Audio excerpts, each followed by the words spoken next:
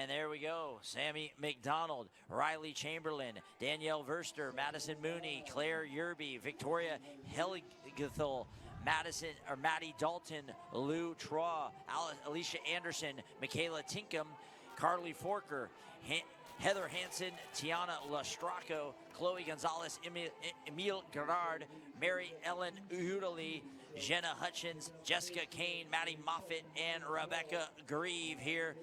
And we expect this there, the BYU athlete pacing this thing out. We know that Hansen is in there, so is Riley Chamberlain. So BYU making this thing go. You can see Riley Chamberlain there on the outside starting to slide up. One of the most decorated high school athletes in the state of California. Won a number of state titles at Del Oro High School. Now she's matriculated to BYU, where she's been a big part of that Cougar squad in her freshman year. And we saw her in the steeplechase the other night. And then you can see in on the inside, we'll get a pace check here from you, Kyle, as they cross 400 meters. 67 or 68 or so. It's a little bit slower than what we've seen in these last couple heats. I'd like them to pick it up just a little bit, but they still have that opportunity to run right around that 4:24:22 mark is kind of the pace they're setting right now. And Jessica Kane, you can see Chamberlain there on the outside, and then her teammate Hansen on her shoulder. You can see the Bradley athlete right there. That's Tiana Lastraco. Lastraco ran 2:06 in the 800, and now the pacer just keeping things rolling. Riley Chamberlain's in a really good spot in that middle of that one lane. She's not right up on that rail and being boxed in.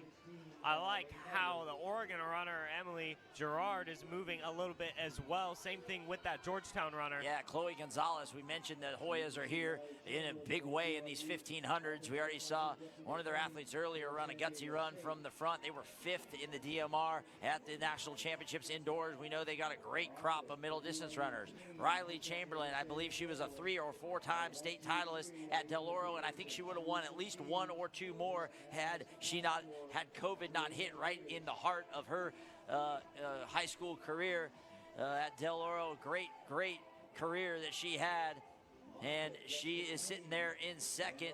And great job by BYU pacer there to get them through. And let's not lose sight of Jessica Kane of San Diego State at the front of this race, doing a nice job. She looks good. This pack is rolling along right here, yeah, and they're set up to run sub 420 for sure. I like how grouped up we are at the front. It gives everyone an opportunity to make a move or answer. I'd expect someone to try to go on this curve here. I'd be surprised if no one does, especially when you have people forced out into lane 2 or 3. Looks like the BYU Hansen, athlete and Hansen and Hutchins. 2. Hansen, Hutchins, and Chamberlain. So the Cougars moving to the front here at the bell, and a big move by the Duke athlete, Carly Forker. That might have been too aggressive. Now you see another aggressive move coming. So this is actually getting kind of tense. That's why I think where Chamberlain at was a good spot. She was able to just strike. She didn't have to come from way back. And now you can see Riley Chamberlain, the star from Northern California's Del Oro, Loomis, California. She grew up, hailed prep there at Del Oro High School, and she is on a heater down the backstretch. Riley Chamberlain having a moment here in her freshman year at BYU, running away from a very, very talented heat here. She won 3 state titles in California in cross country and on the track. She would have won at least 1 more had it not been for COVID. Now Riley Chamberlain on the home stretch is rolling. She's got a chance to run 4:16. Riley Chamberlain, super frosh from BYU, maybe the next rising star there in Provo.